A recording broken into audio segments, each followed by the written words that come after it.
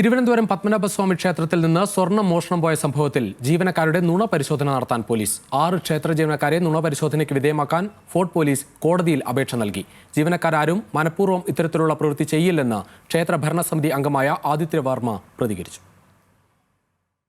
ഒരു മാസം മുൻപാണ് ശ്രീ പത്മനാഭസ്വാമി ക്ഷേത്രത്തിലെ ലോക്കറിൽ സൂക്ഷിച്ചിരുന്ന 13.5 പവൻ സ്വർണം കാണാതായത്. പോലീസ് അന്വേഷണത്തിൽ ക്ഷേത്രത്തിനുള്ളിലെ മണൽപ്പരപ്പിൽ നിന്നും സ്വർണം കണ്ടെത്തി. പക്ഷേ മാസം 1 പിന്നിടുമ്പോഴും കുറ്റവാളിയെ കണ്ടെത്താൻ പോലീസിനായിട്ടില്ല.